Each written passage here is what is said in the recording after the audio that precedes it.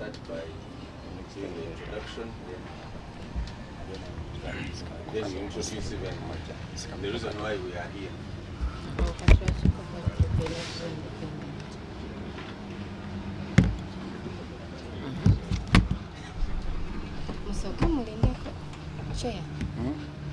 Chair. Yes. Ademna konsania.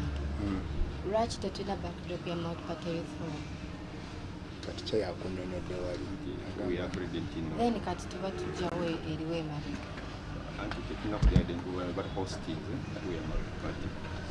The spirit is that every party is embracing multi-party youth forum. So today we are at FDC. When we come at NRM, we can use the NRM backdrop like that. The spirit is that we are embracing the youth in their dispensation. We are alive. Yes. Hey. We are alive. So that is captured also. Yeah, let it be captured so that people know. So, tutandike? Yes. You are most welcome. No, he's just introducing. He's just introducing. I'm going to be speaking. Let me introduce him for you.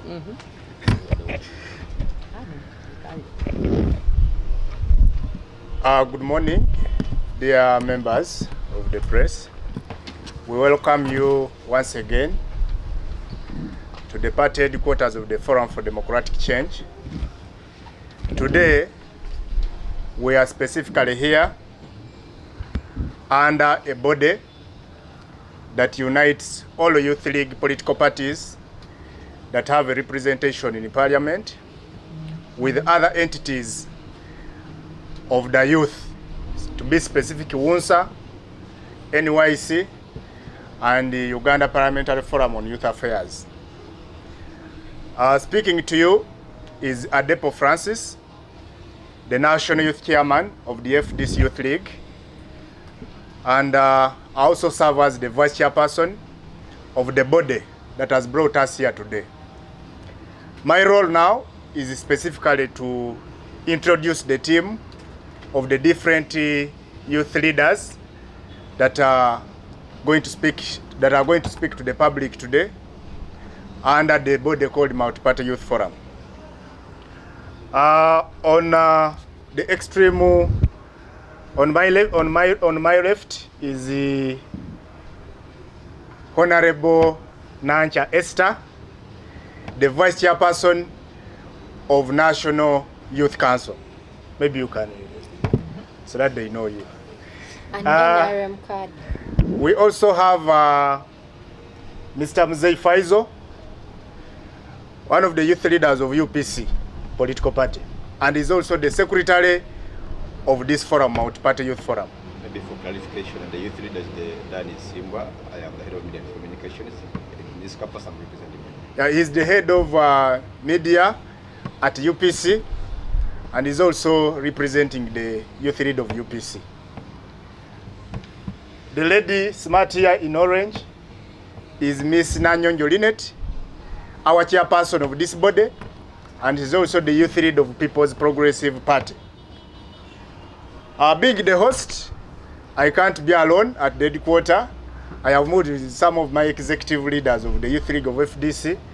To start with is Mr. Seruga Ibrahim, the Vice Chairperson of FDC Youth League in charge of Uganda sub-region, Uganda region, sorry.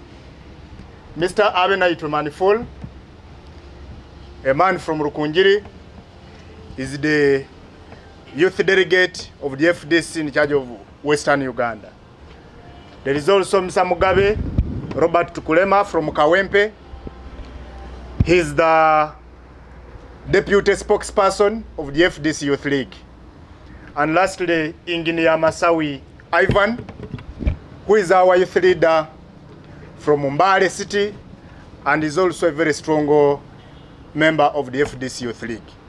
Colleagues, without wasting time, I want to directly invite our chairperson, Ms. Nanyonjo Linet, to come and address the press. Linet. Good morning, everyone, members of the press. We are honored to be here.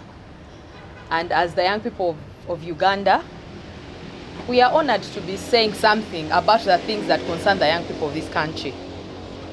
I stand here in the shoes of the Mult Party Youth Forum, which I am part of, and everybody here is part of. And we are honored to be speaking to you today, this morning, this Friday morning, 6th May, 2025.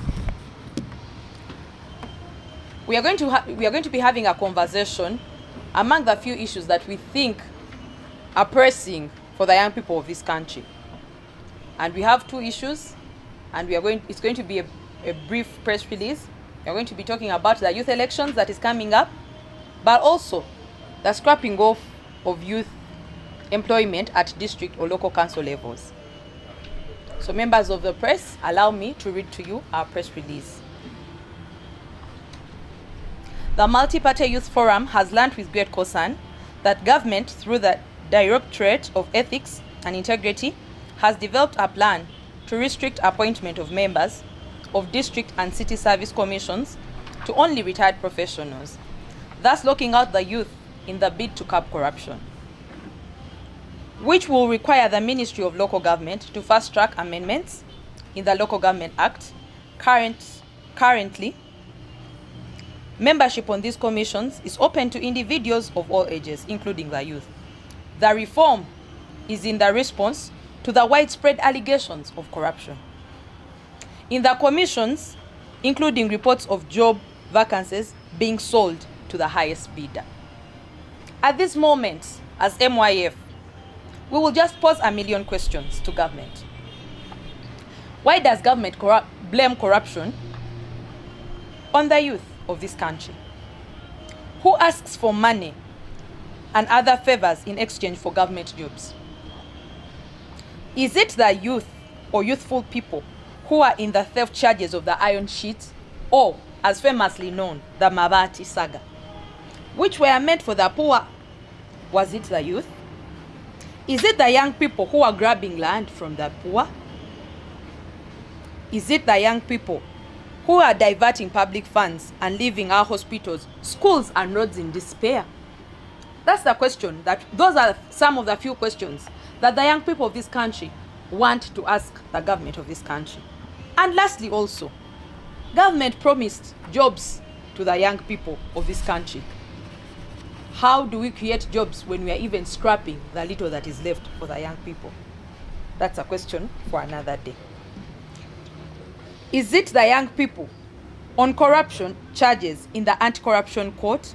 We can mention but a few. We urge the Directorate of Ethics to conduct research-based analysis rather than relying on speculation and self-serving intentions. We request the release of statistics to substantiate these claims. Minister of State of the Youth, youthful ministers, youthful MPs, or all youth and all youth officials to ensure that this issue does not go unchallenged. Accusing young people who often lack access to opportunities of corruption is unjust.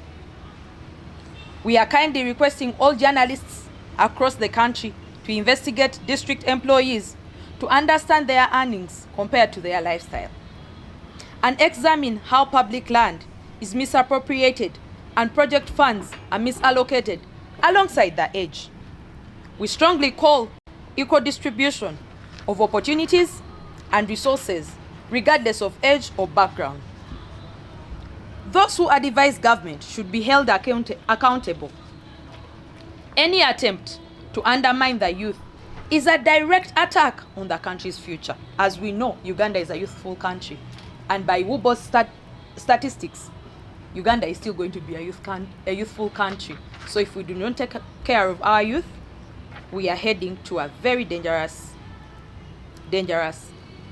era. We therefore say that any attempt to undermine the youth is a direct attack to the country's future.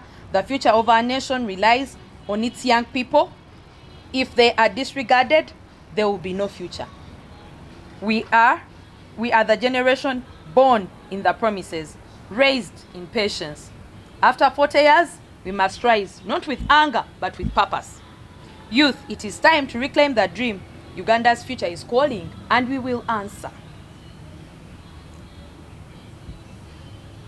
On the second matter, which is election, we are requesting that there should be intensified publicizing or publicity for the special interest group elections.